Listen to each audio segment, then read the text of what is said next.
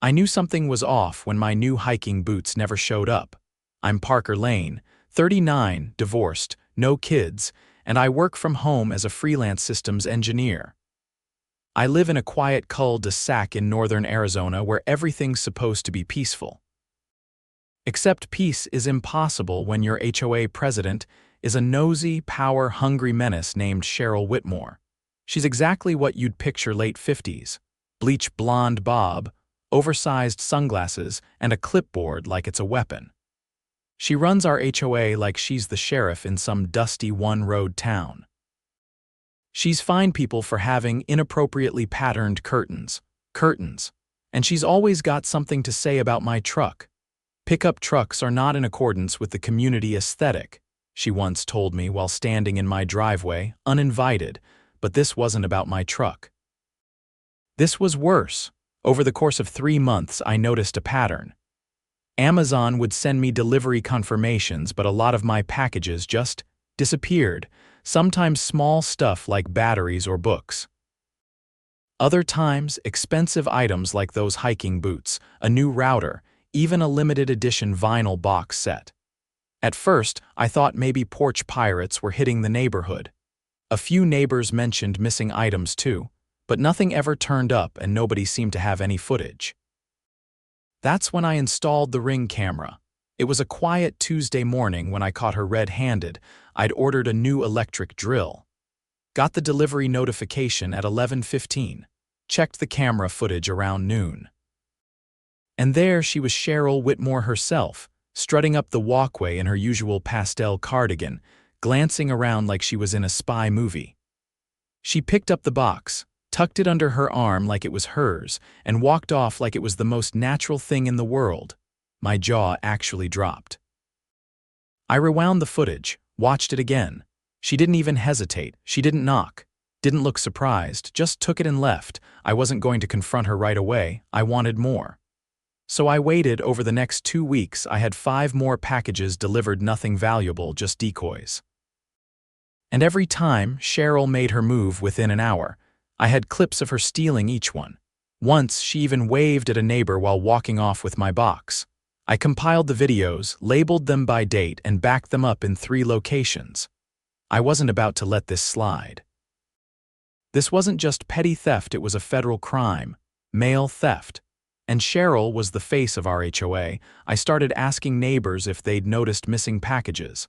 A couple said yes, but most had no idea. Cheryl had been careful, only targeting a few homes, never too frequently. But the smug way she carried herself, like she owned the whole place, that didn't sit right with me, so I made a plan. One more bait package, this time with a surprise inside, and a little help from someone who knew exactly how to blow this wide open. I reached out to my cousin Dean.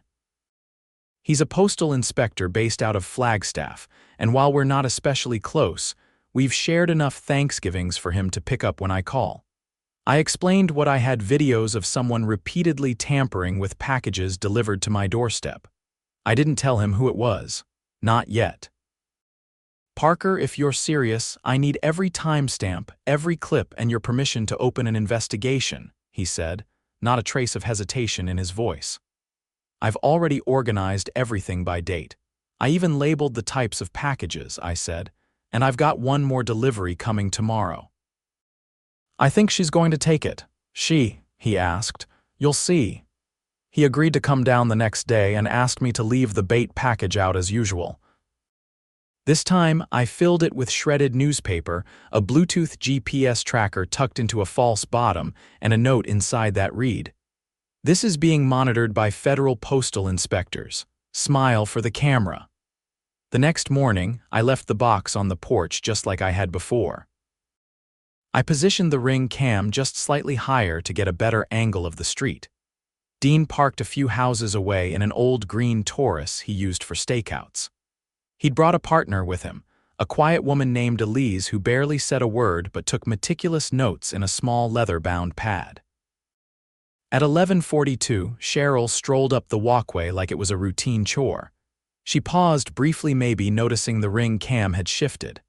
But then she did exactly what I expected.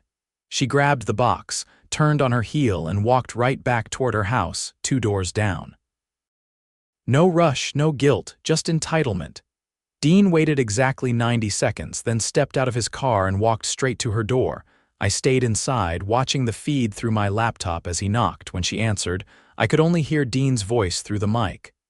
Calm, measured, but firm. "Ma'am, I'm with the United States Postal Inspection Service. We have probable cause to believe you've been intercepting packages not addressed to you. We need to speak with you about what you just removed from your neighbor's porch." Cheryl's lips moved fast, but her body language told the real story. She backed into the doorway, hands fluttering at her sides like she was trying to decide whether to slam the door or run. Dean stepped forward, showed his badge, and said something I couldn't hear, and just like that she was letting them in. I didn't leave my house. I didn't need to. I'd already done my part.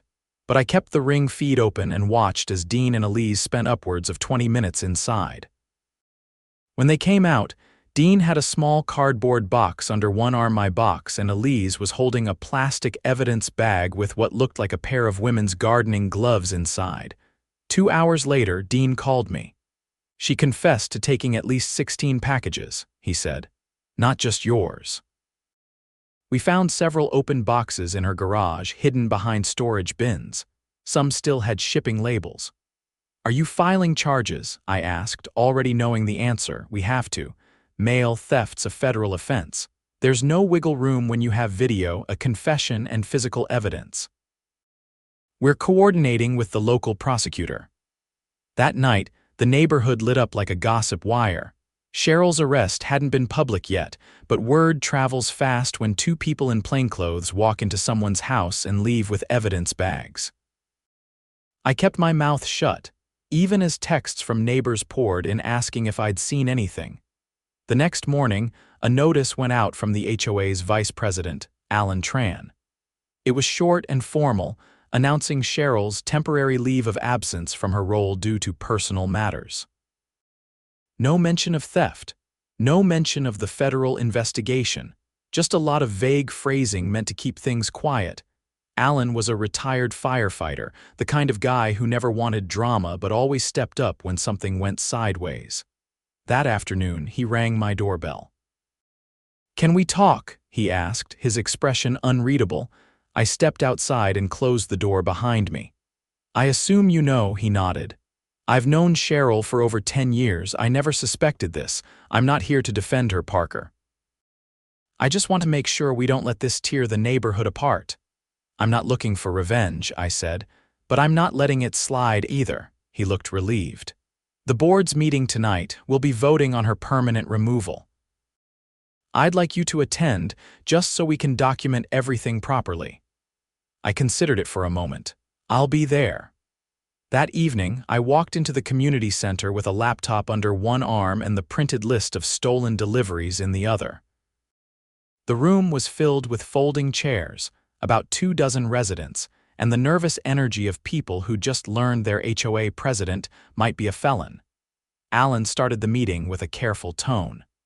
"We're here to address serious allegations involving former President Cheryl Whitmore. Mr. Lane has volunteered to present his findings."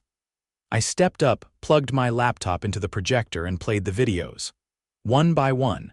No commentary, just silent footage of Cheryl stealing boxes that weren't hers, walking calmly back to her home, sometimes waving at neighbors. The room was silent except for the occasional gasp. When the final video ended, I handed Alan the statement from Dean confirming the investigation and outlining the charges. Elise had emailed it to me that morning with permission to share. Nobody asked questions.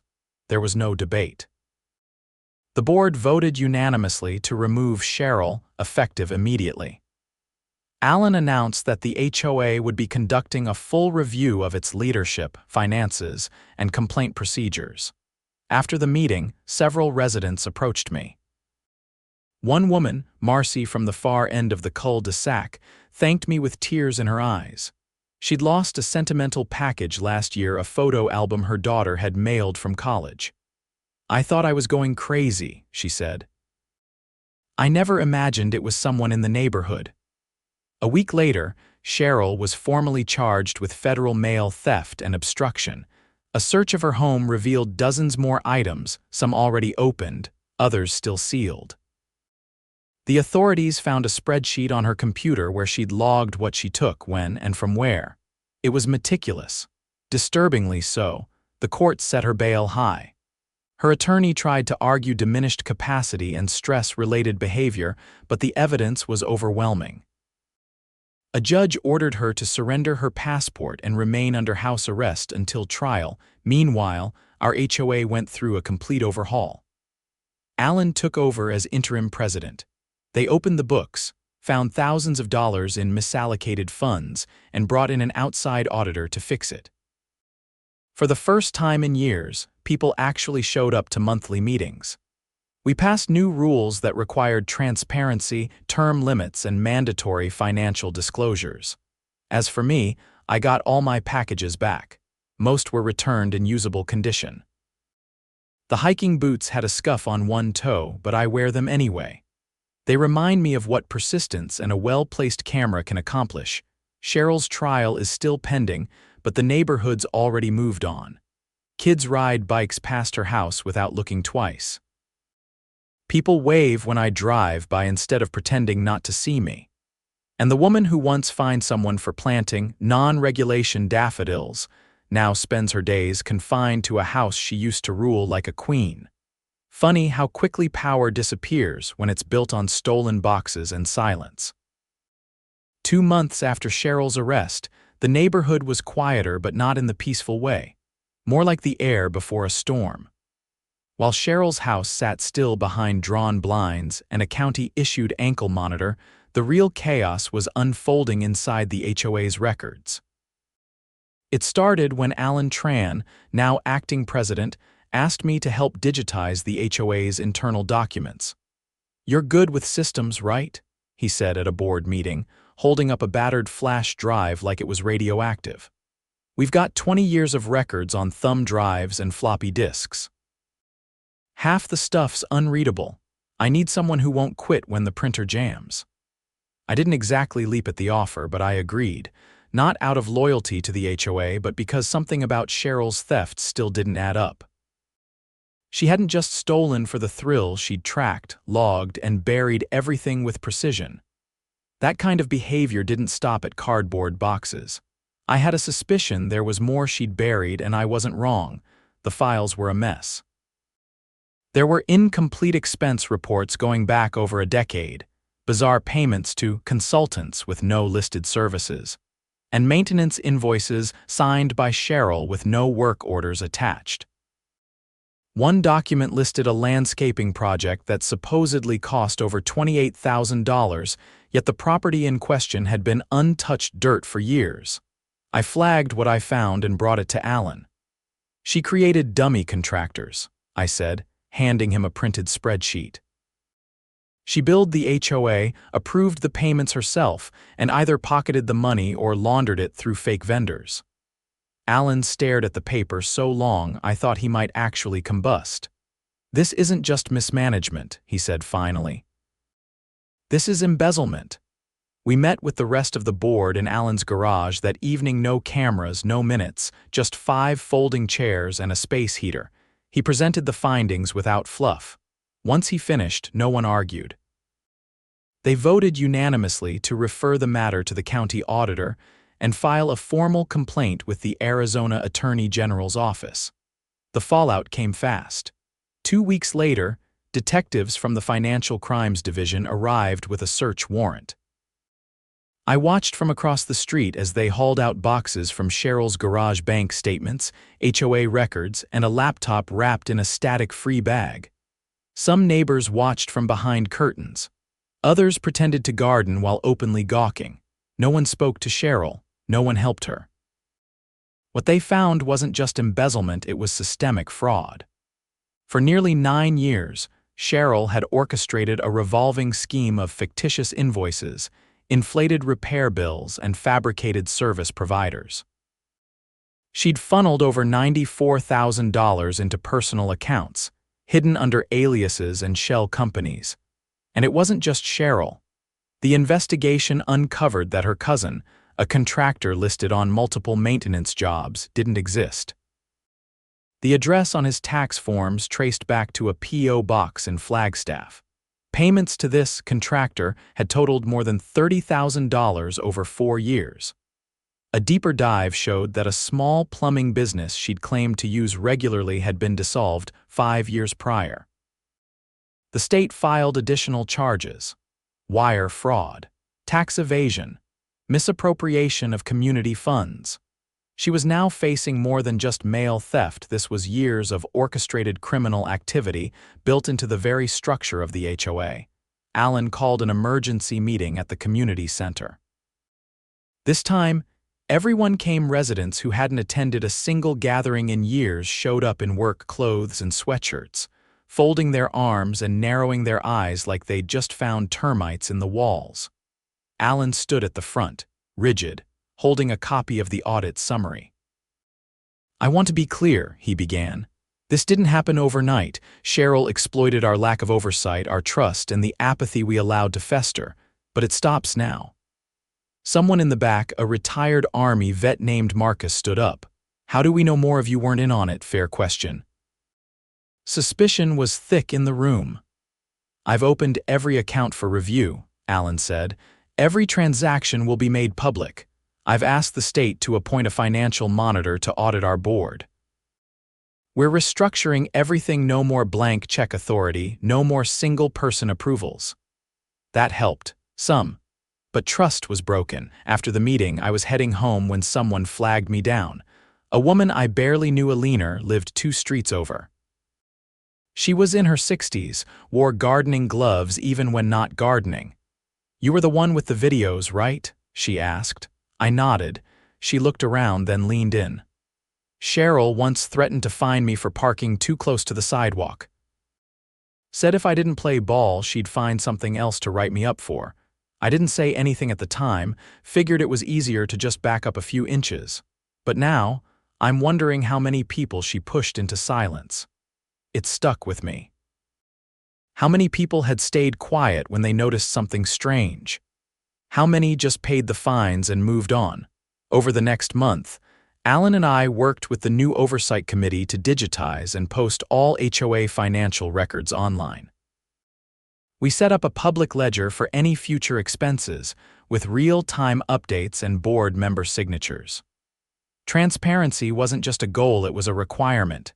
Meanwhile, Cheryl's legal situation spiraled.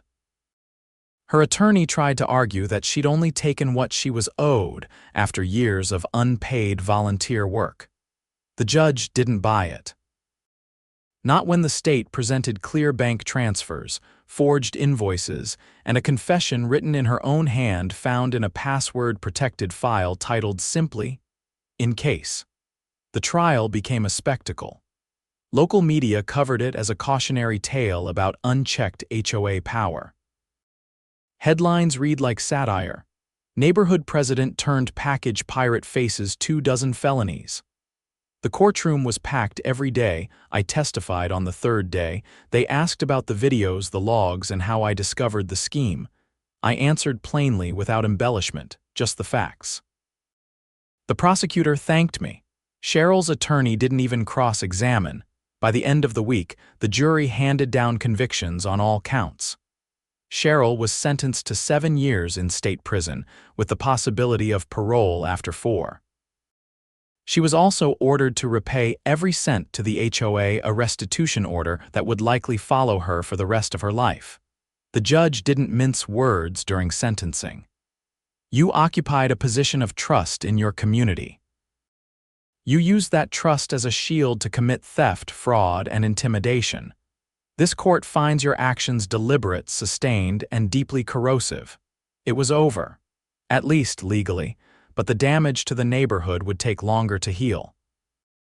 The board held a vote to dissolve the HOA's current charter and re-establish it under a new structure. No single president, rotating leadership every year, and mandatory third-party audits. They even created an anonymous complaint form that bypassed the board and went straight to the oversight monitor.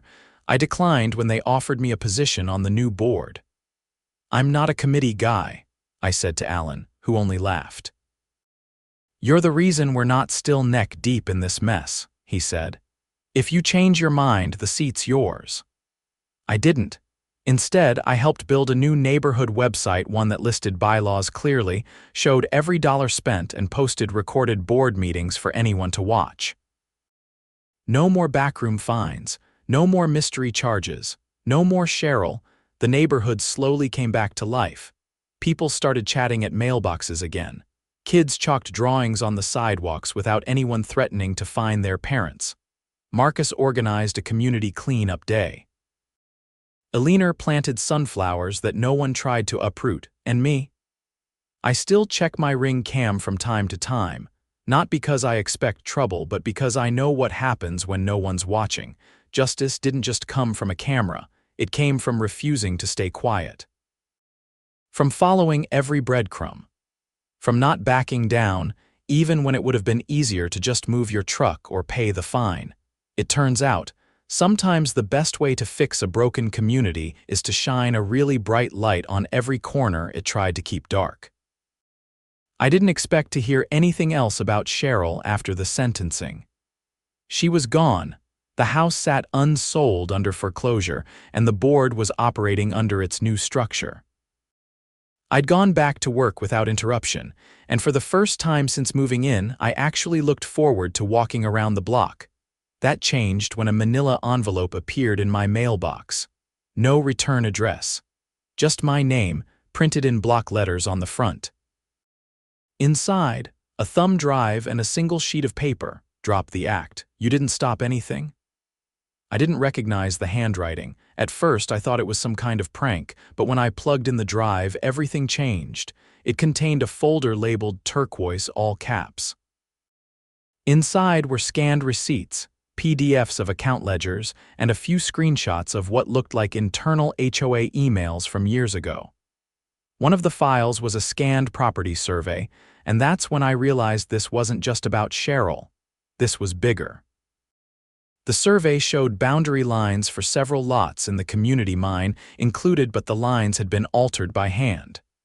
Red pen extended the HOA's common area into what was clearly private property. My property. I pulled up my deed, along with the original plot map from when I bought the place. The discrepancy was obvious. Someone had redrawn the lines to include part of my backyard in the HOA's jurisdiction, which explained why, last year, I'd received a warning for unauthorized fencing along my southern edge, a fence that had been well within my property line. I checked the sender metadata on the screenshots. Most were from 5 years ago and originated from a personal email address tied to someone named Georgia Fenwick, another former board member who moved out 2 years back. I remembered her vaguely, sharp suits, always wore matching turquoise jewelry. She'd resigned suddenly, citing health reasons. I ran the name through a few databases and found a recent bankruptcy filing, along with a civil suit filed in her name against Cheryl Whitmore.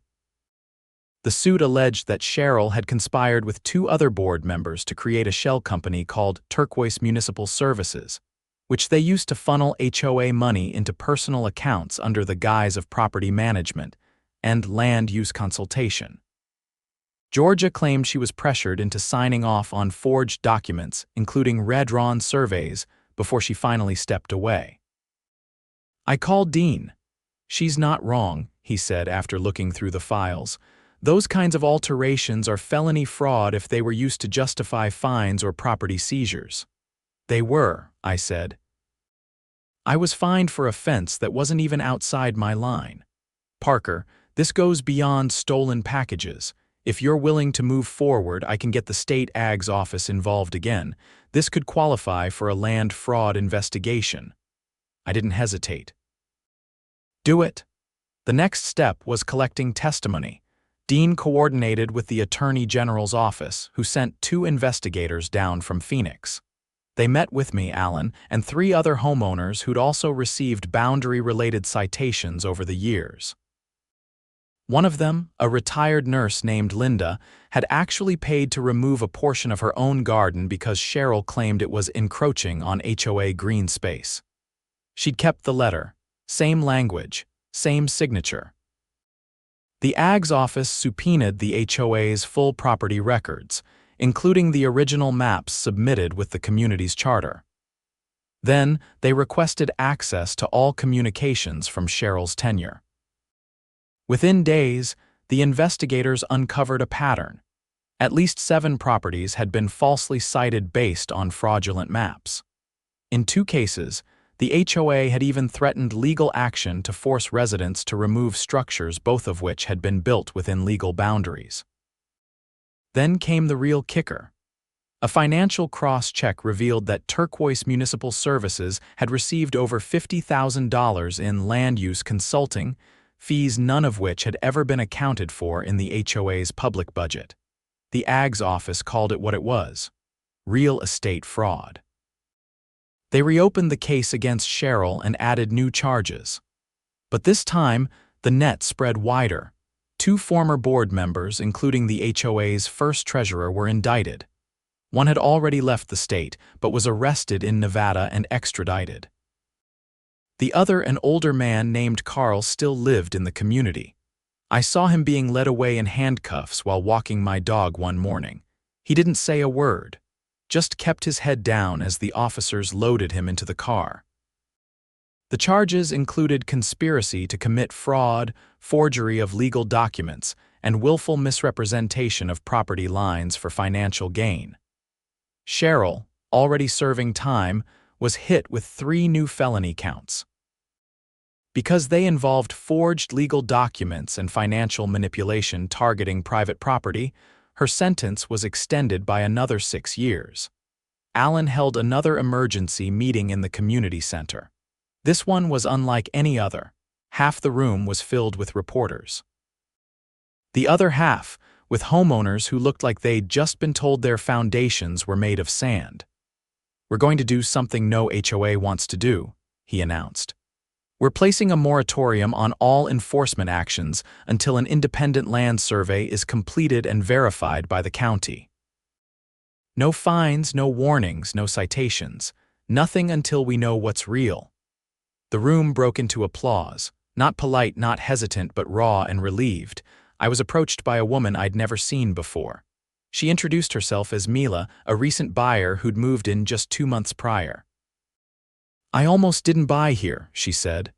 "I read about Cheryl online, but then I heard what you did, that you pushed back and didn't let it die quietly. That's why I signed." I didn't know how to respond to that, not really, so I just nodded. Over the following weeks, the county surveyors walked every inch of our neighborhood, flagging markers and correcting lines. 4 fences were reapproved. 2 properties were reclassified as fully private.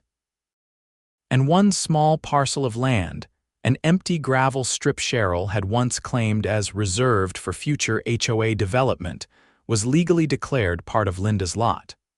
She planted roses there the next day. The HOA bylaw committee, now composed of 4 new members and 1 returning, rewrote the enforcement code from scratch. No one was allowed to issue citations without third-party verification. All meetings were live-streamed. The HOA's power to levy fines was cut in half, and the appeal process no longer went through the board, it went through the city's mediation department. One quiet Saturday morning, Alan stopped by my place. He had a small box under his arm. "What's that?" I asked, leaning on the porch railing.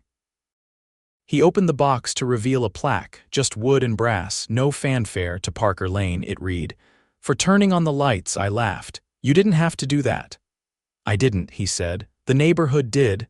I hung it in my garage months past, no more threats, no more fines.